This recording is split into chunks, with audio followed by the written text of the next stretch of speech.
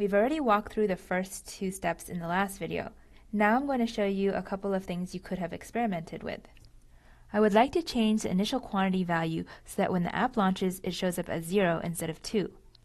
The way I can do that is to modify this global quantity variable to be initialized at 0.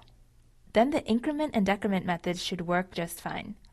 When the increment method is called, it will use the latest quantity value and just add 1. When the decrement method is called, it will just decrease the quantity by 1. Let's go ahead and try this out now. That looks weird. I wanted it to show up as 0. If I click the plus button, it's weird. It goes to 1, which seems to have decreased it. But now it starts to increase. So it seems like these buttons are working, but for some reason the initial value was wrong.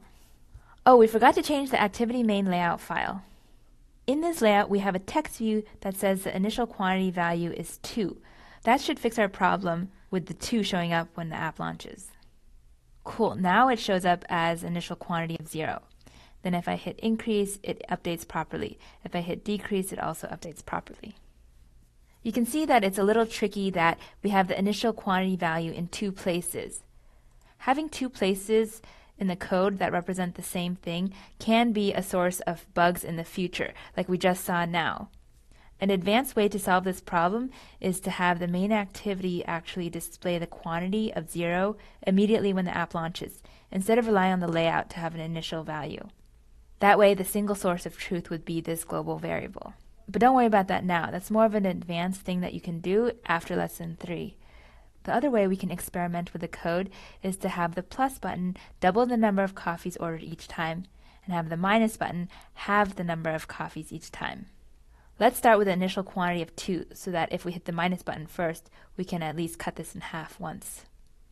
When the increment method is called, we want to double the number of coffees ordered. We should take the current quantity and then multiply it by 2. That gets updated to be the new quantity value, and then we display that to the screen. On the other hand, we have the decrement method. For the decrement method, we want to cut the number of coffees ordered in half. So we can take the current quantity and then divide it by 2. That will be the new quantity value, and we display that to the screen. Let's try it out. You can see how it can be a source of error every time you want to change the initial quantity value. You have to change it in both places. Let's run the app now. Okay, it starts off at an initial quantity of 2. If I hit plus, it should double the quantity each time. Cool, and it does. If I hit the minus button, it should cut the number of coffees ordered in half each time. And it works. If I run it in the debugger, you can see how it updates the variables each time. The quantity value starts off at 2, and then it updates to 4, and then the quantity starts off at 4, and then it updates to 8, and so on. I'm sure you came up with much more creative ways to play around with this quantity picker. Hopefully that helped you better understand the use of global variables. But if I hit the order button, it doesn't show me the price for that number of coffees ordered. Let's fix that in the next video.